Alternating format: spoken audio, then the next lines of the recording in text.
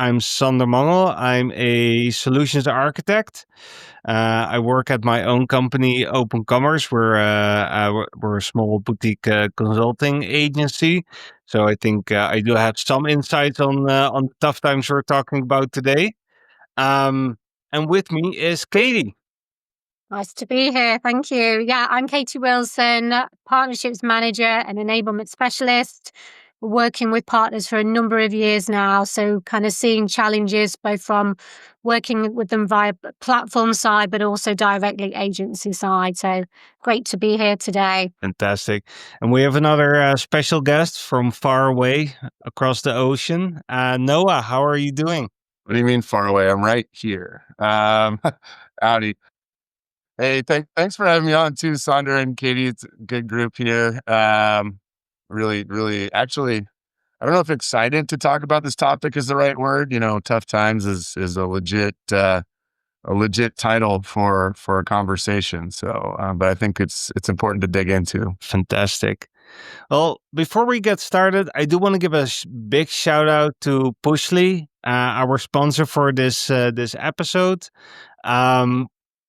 What does Pushly do? Well, Pushly recognizes that Shopware merchants often face the same problem, and that is that customers buy once and then never come back. Pushly changes that. They turn one-time buyers into loyal app users, and the best part, you don't need to even be technical, so even I can do it. Now you might be thinking, why would I need an app? Is that cool? Yes, it is cool. Even if you have a great responsive mobile template, your app actually helps people to buy more than once on your shop. You can send push notifications directly to your customer's phone. You can also send automatic push notifications to remind somebody that they forgot something in the cart, for example, and a lot of other scenarios, right? And push notifications are just so much more present on the phone than email. You can add your logo. It stays visible on their smartphone every single day on the homepage and in the menu. And as a case, they have, for example, Polonia Market, the go-to place for Polish food in Germany. Who doesn't like Polish food? Sausages, great soups, what have you. They have recently implemented that. We're talking about a relatively small merchant, right? But they already have 10,000 downloads on Google Play. And of course, they also have an iPhone app. And this is not a big brand, right? So 10,000 is huge.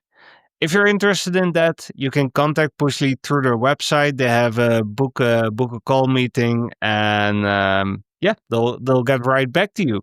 So huge shout out to Pushly. We really appreciate that they're sponsoring our webinar. Then let's continue. Today we're tackling a reality that many agencies here, raise your hand, are facing right now. The market has shifted. And that worked in business development. What worked in business development before doesn't work anymore, right? We have to get innovative. Okay. And we're seeing that across both the European market, obviously where we are, and across the North American market. There definitely feels to be a lot fewer inbound leads. Sales cycles are getting longer. And also real tougher negotiations on price and clients really challenging everything, challenging the detail. Yeah, I've seen quite a bit of that too. When things get tighter, the spotlight gets shown, and on every little conversation, nook, cranny, and crevice. And so, it's the burden of proof of ROI, of value, of return, of every penny spent is increasing, which, is not a bad thing, but it definitely changes the game up from folks that are used to just kind of like going through and being able to move forward productively.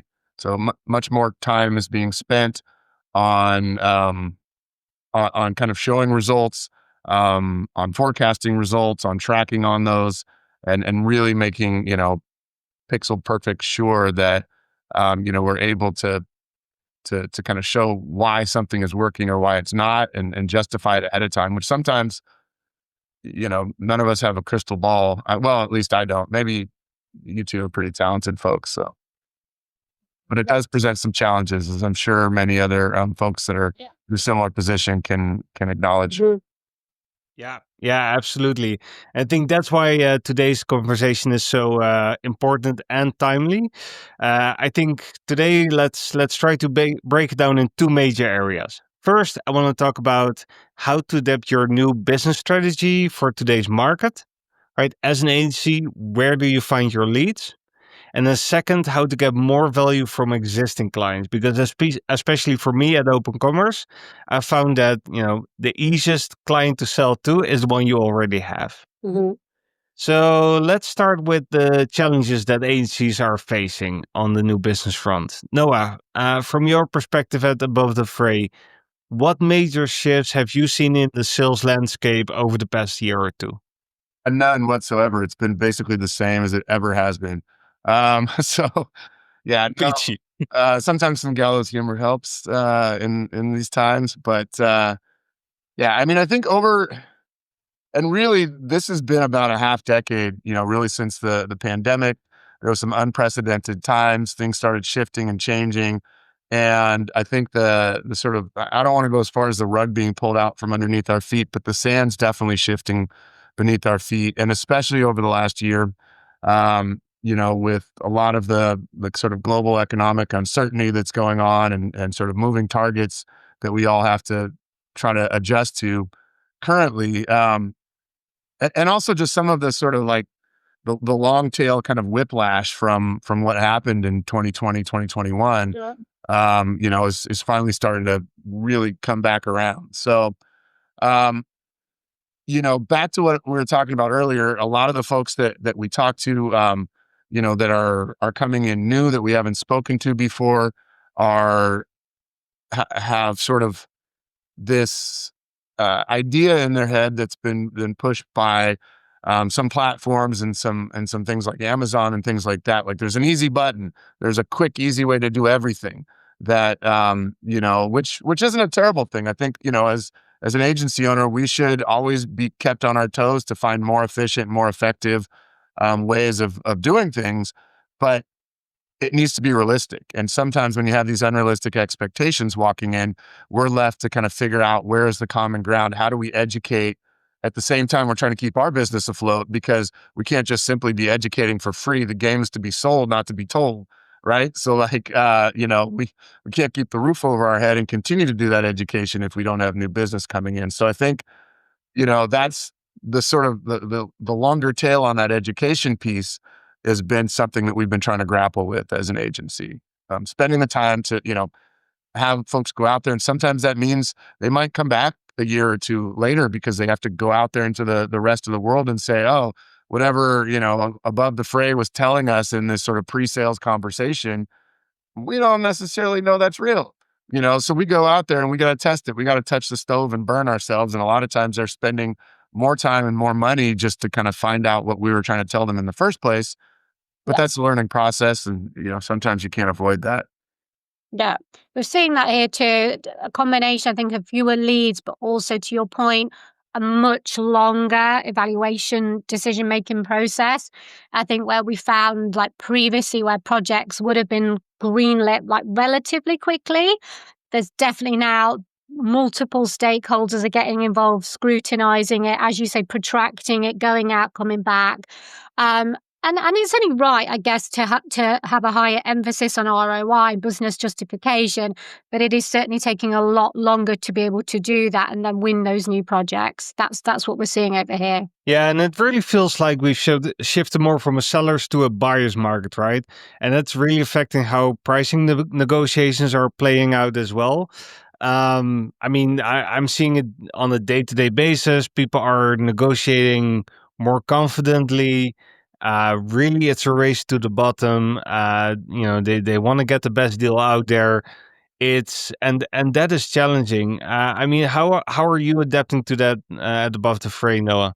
Yeah. And, I think the approach that you have to take when you own a business of any size is that this is what you started a business for, right? These times, you didn't start it because you're like, and if you didn't, then you there's a harsh reality coming in for you. But like, you know, we're tasked with the job of adapting to these things and helping our customers and potential customers in the addressable market kind of navigate these things and making ourselves a better version of ourselves every day as a reaction to that. And so, I think one of the biggest things I've seen is, which I actually like, is finding an easier foot in the door, lowering the barrier to entry, finding a proof of concept, finding a smaller MVP.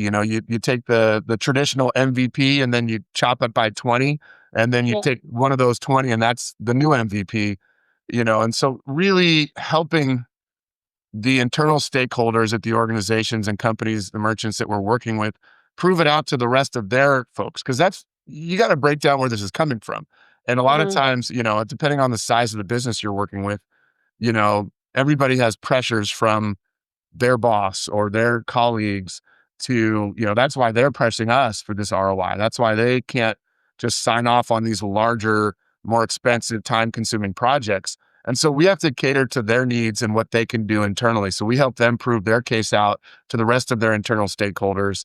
The challenge there is finding something that's not a loss leader for the agency, right? Because there's a tendency to say, okay, well, we'll do this one. Well, it'll be a little bit of a loss leader, and then that'll open up into more business. But I think, most of us are finding that it doesn't always, and we always knew that it doesn't always do that, but less than ever, just because of the uncertainty. So we need to make sure that we're still profitable while we're doing these proof of concepts.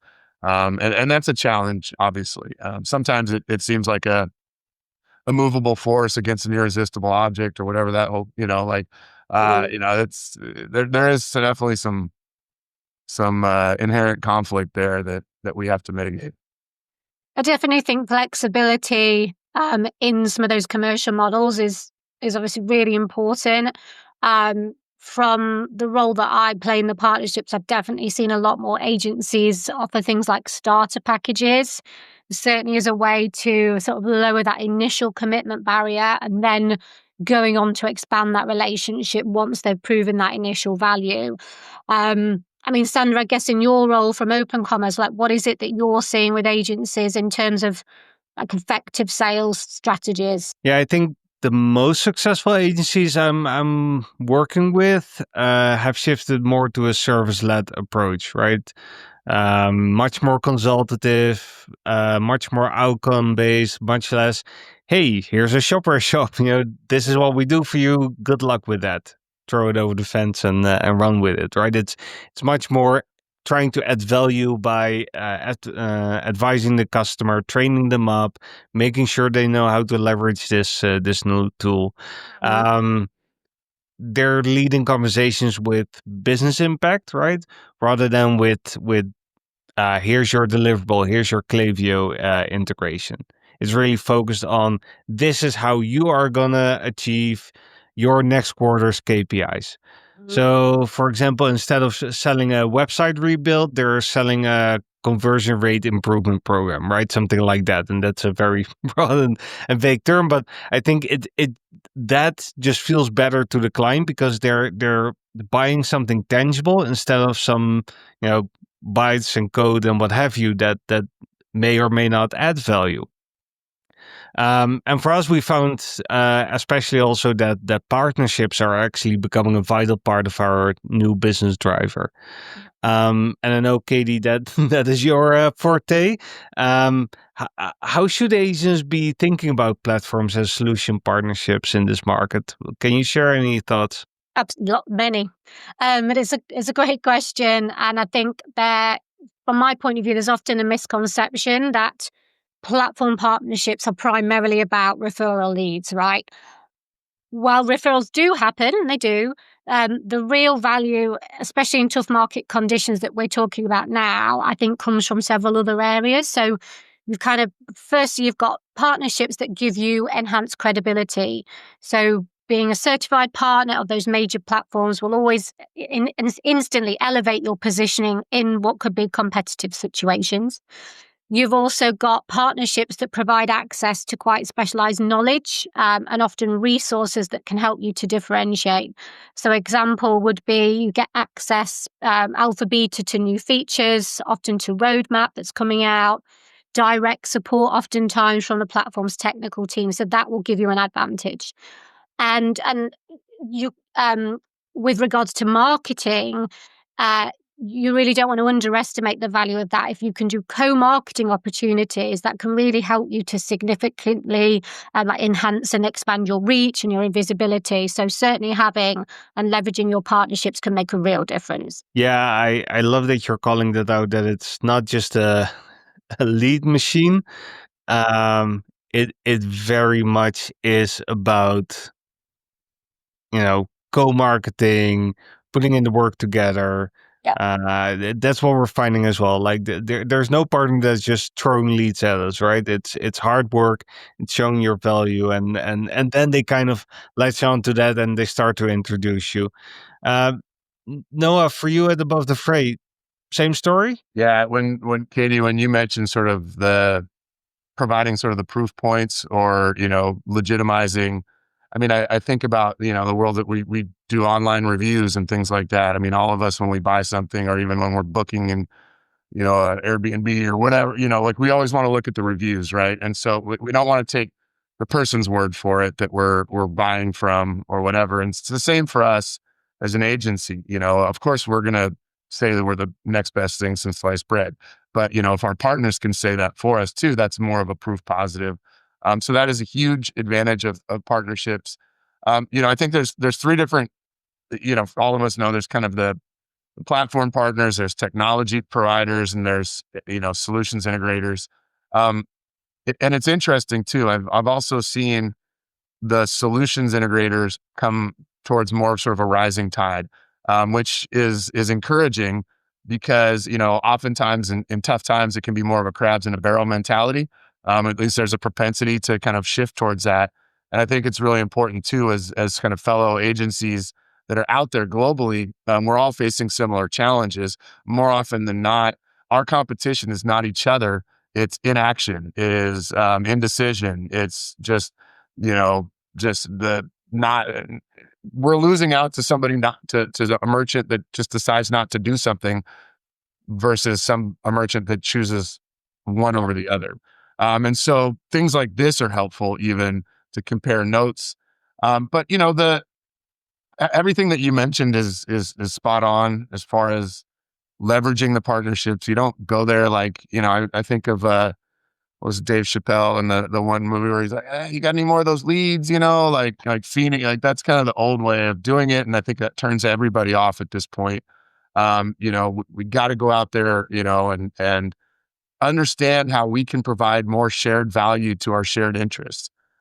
We have to problem solve on how we can create these offerings that meet the evolving needs of the folks that are our clients and our customers. And sometimes that doesn't just happen with, one of us sitting by ourselves in a lab trying to brainstorm stuff. It happens when we get together in partnerships. And then specifically the selling motion itself, when we're going through pre-sales, platform partners that are leaning in, that are going with us on site to see a potential client, that are brainstorming how to do this and working on proposals together, crafting solutions together, getting creative when there's pushback and they say, we can't do this right now. Our budget just got cut for the rest of this year because our sales are down. I mean, it's a real life example that I had last year where we had somebody who was ready to sign on for a certain amount. And at the 11th hour just said, hey, there was a certain stakeholder here that at our company that said, we can't do this. Our sales are down and we don't want to spend our budget on this year. And it was actually a platform partner that helped help me creatively come up with a solution to be able to get them in the door, to get a proof of concept going. It's now about to go live, and we're going to expand into evolution and ongoing growth of this particular client that could never have happened if we didn't kind of put our heads together and make it happen pre-sales. So. No, I love that. And there is that bi-directionality if you can really work together to galvanize the client. And I think to that point, it is finding those partners that will then be your true advocates and that you can go to bat together. You're working in tandem. And I always try and advise agencies when I'm working with them to really curate their partnerships. Rather than having as many badges as possible, it can often water it down. I think it's much better to be really focused and have a few standout partnerships, 2, 3, then really have kind of surface level relationships that will count for a lot more. And to your kind of points that you've just made, you're really then going at it together and you've got a much chance of winning. And that, if that process has worked once, you're going to then repeat it again. And I personally would always go for depth over breadth. We've all done fantastic work. We've done incredible things together. So it's not just bragging, it's not Yeah, just marketing. It's actually providing value to other folks that could potentially work with us to get together and tell that story. I mean, that's actually providing a value to, if I'm on the buying side, you know, I'm I'm confused as hell, right? I don't know what's out there. I don't know what's going to come. And so for somebody to say, "Hey, here's how it's happened before. Let me kind of show you the way that it's worked, not just promise you hopes and dreams, but show you what we've done together with these different partnerships, these different platforms and technologies, and even sometimes other agencies. And we have several different clients right now that there's multiple different SIs that are working together for the success of that. And if we can showcase that together with partnerships to potential folks, we're not just selling to them, we're providing them a really valuable service that will help their businesses out. completely. Yeah, and I think on that note of partnerships and co-selling, I think we can also look at existing customers, right? What we have found is that when selling to existing customers, first of all, we tend to sell solutions that we kind of already know at Open Commerce. We seldom sell brand new solutions that we never tried because there's inherent risk at that. I hate to estimate that work, and we always go over. And then even better is if you can get that partner in and they do the co-selling, right? So we go to the client together, the existing client, and I can have identified a specific need. So recently I've worked on a fashion retailer. They were struggling with their purchase orders, right? They were using Excel basically to track the purchase orders. Of course, that was a hassle.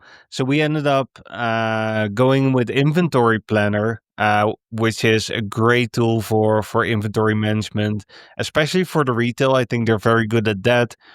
So I identified the need, and then Inventory Planner exactly knew how to pitch their solution in terms of here's how we handle seasonality. Have you thought about how to handle this replenishment rate, or have you already addressed this issue in your company, right? So and that is the kind of knowledge that I will never be able to bring to bear, right, on this topic. All I needed to do was identify that challenge. Yeah. The partner came in to co-sell and actually provided so much value only through that first conversation, and then through the onboarding phase, that it made so much sense to bring a partner in instead of just trying to build it ourselves or find a random app to do that or extension to do that. So I think for me, partners are, especially with existing clients, super crucial. What are you seeing, Noah? I mean, first of all, to co-sign on what you just said, Sandra, that is one of your superpowers. I've worked with you now, for over the years, I guess a year or so. But I've noticed that, and that's something that I really have learned.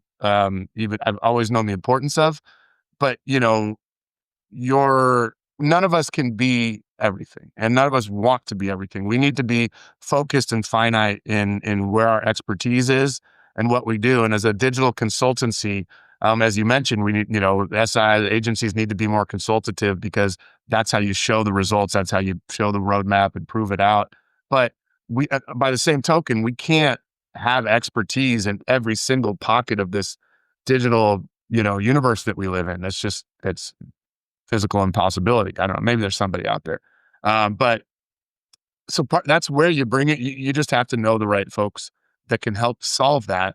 And it's an art. You almost need to be a conductor at a symphony to do this kind of thing. But it's how things get accomplished. I think the piece of the existing clients, the folks that you're working with, I mean, that has to be the North Star, the success of that. That's the whole reason. Otherwise, all the pre-sales work, all the pre-discovery stuff is just kind of hollow right? I mean, that the whole reason that we're here is not even for our clients, but for their customers, for the people that are hitting the buy button on their sites.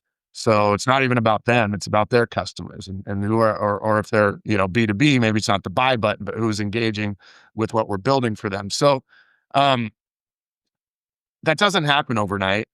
There has to be a long-term focus.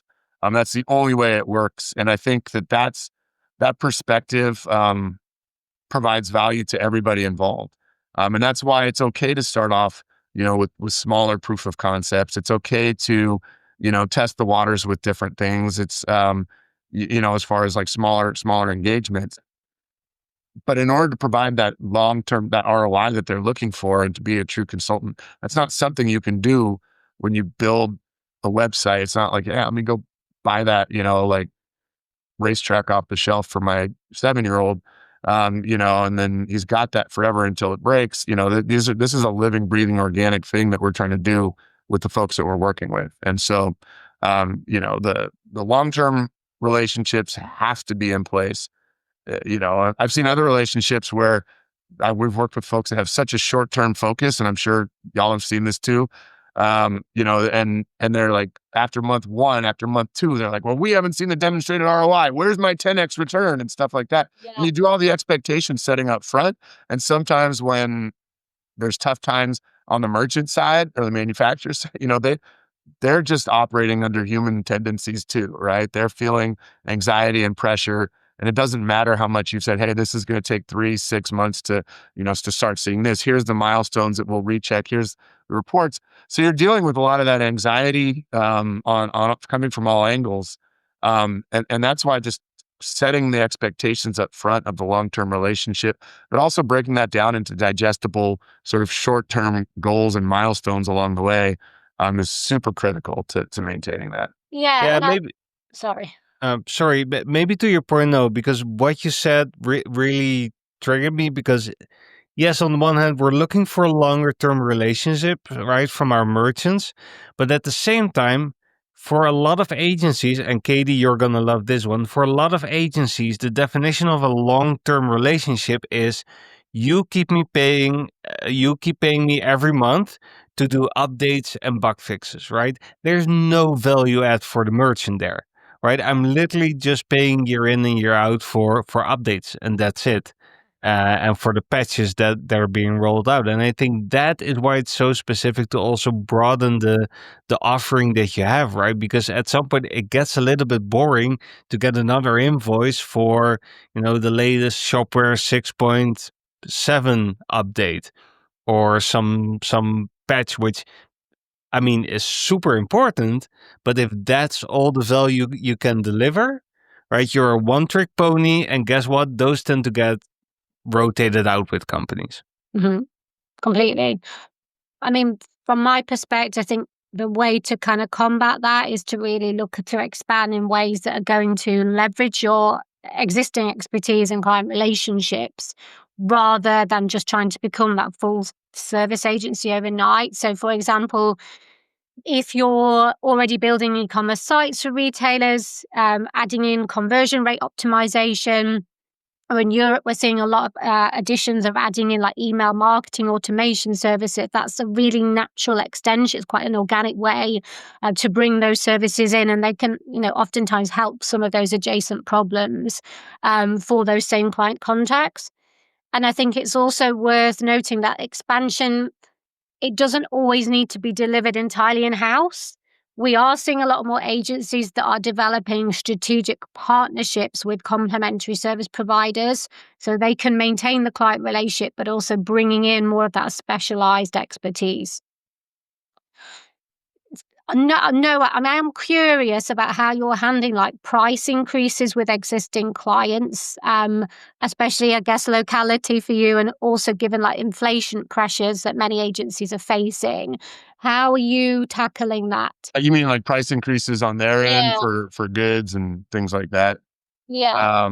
Yeah, I mean, it's a reality that kind of everybody's tackling at once. So that's, to set the context, it's not, and it's understood that it's not completely uncharted territory, but the fluctuation and the uncertainty is definitely at an unprecedented level right now.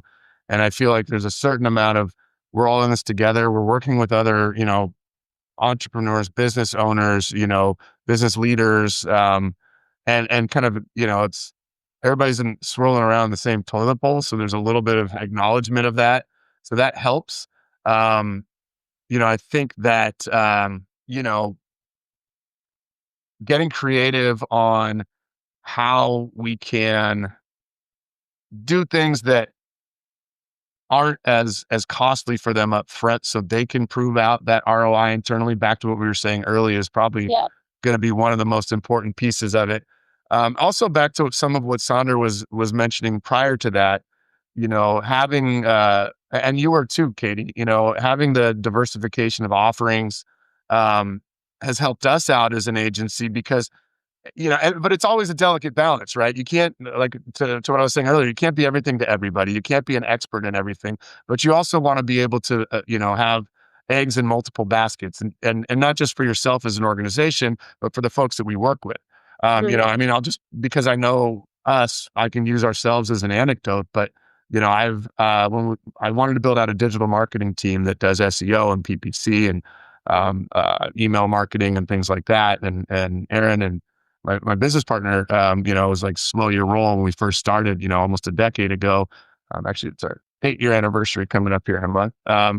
But like I didn't get to have my digital marketing department until a few years ago. I really wanted it, and he's like, Noah, we, kept banging me over the head with like, she's being the anchor, I'm being the sail, which is an important thing. But by the same token, having that now and having it being established for a while and bringing on some of the foremost experts to be able to do that provides another layer of value for our clients when bug fixes just isn't, sexy. It's like, hey, we'll help you brush your teeth in the morning. Okay, great. Thanks. That's kind of the maintenance stuff, right? It's the basic things. But they want to talk about how they, can, go on vacation or add an addition to their home that they can enjoy, a new sunroom that they can all have tea in, whatever. Like that, those are the things that are exciting.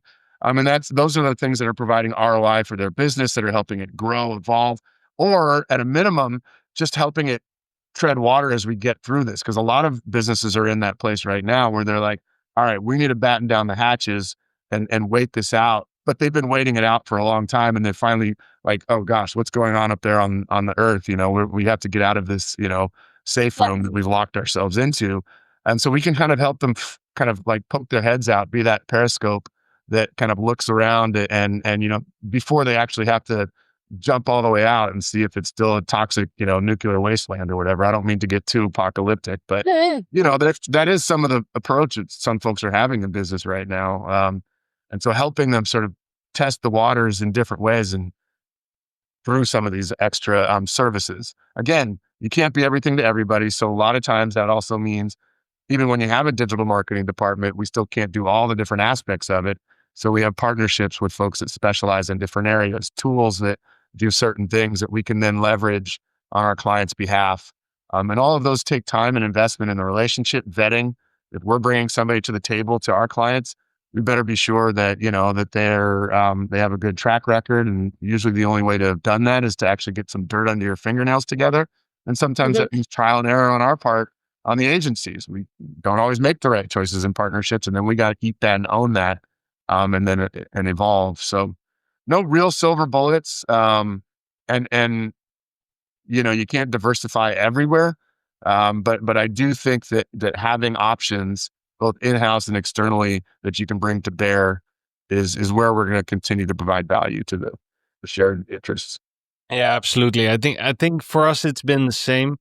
We have implemented some price increase, but we have to be very mindful of also adding that extra value to the customer. Right? Of course, we can explain a little bit with rising costs, blah blah blah. But yeah, but people are very mindful of that.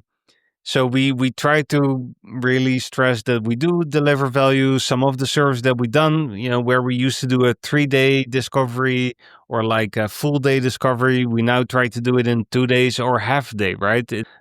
Trying to tighten up some of the process we have internally.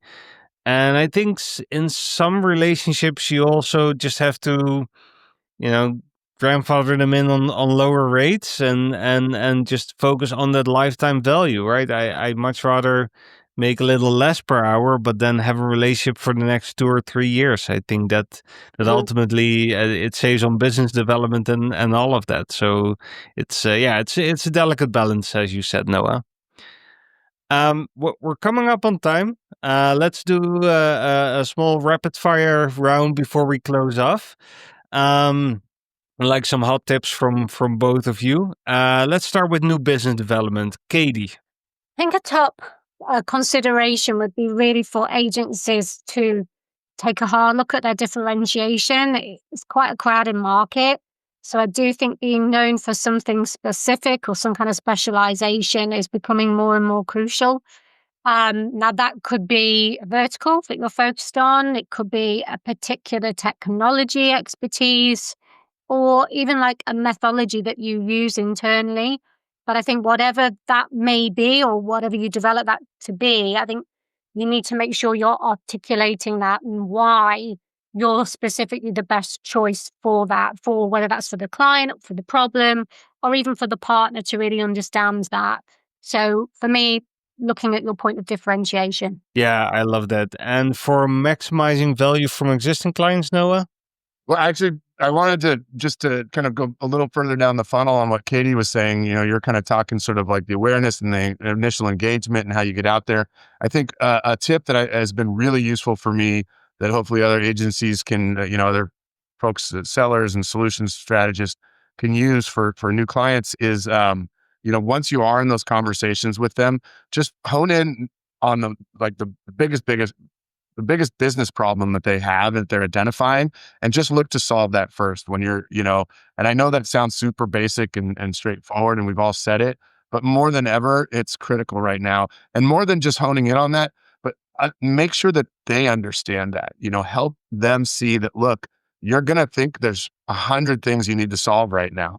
This is the one that you've identified as the most important. Let's The start big with one. that and get them to agree to start with that because otherwise, they're going to want Rome built in a day, but they're not going to have the budget for that. It will never get the analysis paralysis will go on forever. They'll never get the Mhm. approval. So in order to get these sort of small MVPs, proof of concepts going, you got to not only identify that sort of number one business problem and just focus a solution on it, but you have to really get the buy-in from the client and all of their other colleagues and stakeholders there that that's what we're going to do first. Because if you don't have that, then they're going to say, yeah, this sounds great. Let's do this quick little intro, proof of concept, but they're going to expect the world. And then that long-term relationship will never happen because they're going to feel bait and switch. They're going to have different expectations. So I think, on that note, I think it was really important. I just wanted to mention Yeah, it's good. that part of it because it's been useful for us. Um, as far as existing clients, it is the North Star is always putting yourselves in their shoes. I think if you think about if you continuously focus on, hey, how can we sell more and how can we provide more? Yes, you have to do that, but the way to do that is to solve their problems and to ease their pain and to really get to the bottom of what will help them evolve, stabilize and evolve. And to do that, doing annual business reviews, quarterly business reviews, even trimming those things down to your point, Sandra, the things that, used to be a 3-day engagement, make it a day, make it a half day. Don't do these week long, QBRs. Um, they're great. A lot of value comes from that, but a lot of times that's just, we got to hone back in on it. So many of the things, the principles that we're talking about when it's a new potential relationship are the ones that we hold true when it's an existing relationship, and I think not losing sight of that. We've had plenty of merchants and clients that have come our way because they were working with agencies that have lost sight of that. And they appreciate the fact that we do strip this down to sort of brass tacks of what's important to them. And I'm not saying that in any way, shape, or form to sort of brag or say that we don't screw things up, from time to time and here and there, but just as a helpful tidbit for other SIs in our space to kind of reflect on. No, I like that. And I think to your point, whether it's a monthly review or a quarterly review, I think also going beyond the project updates, like we're talking about like the broader services, their broader business goals and challenges, and things change. I think things evolve and change quite regularly. And so keeping it also broad, like what else is happening, keeping abreast of those conversations, on a really regular way will often reveal new ways that you might be able to add value the client might not even necessarily think to ask for. So having regular conversations is a good one. Yeah.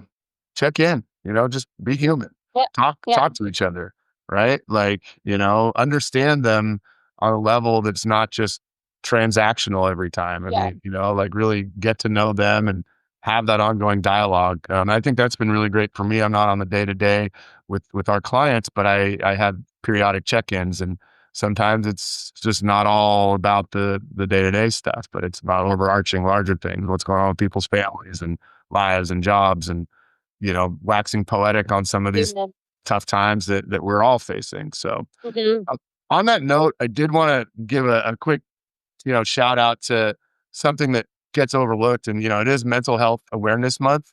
And, with these tough times, I mean, I've been noticing a lot more folks that are having more challenges, that are more stressed out, that are, having, maybe not full on breakdowns, but, that these are real things.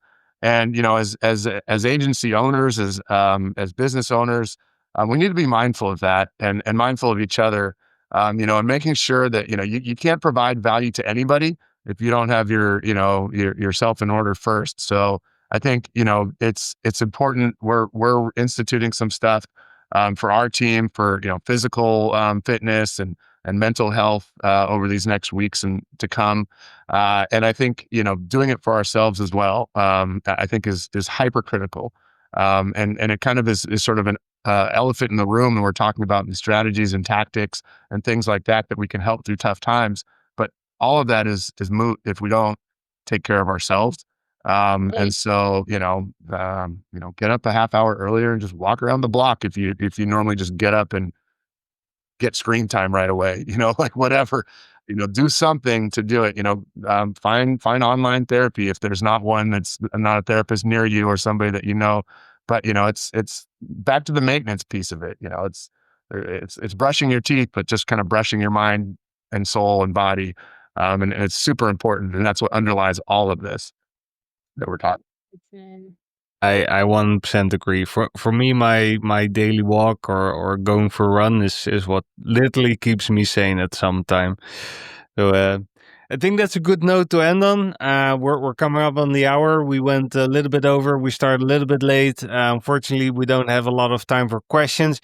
I don't see anything in chat. If you do have questions, send them over in the Shopware United Slack. We'll make sure to get them answered in the general channel. We're all in there. Thank you so much for tuning in. I hope this was valuable for people. We'd love to hear some of your tips, and looking forward to the next event. Thanks so much for having me. Thank you. Free audio post-production by alphonic.com.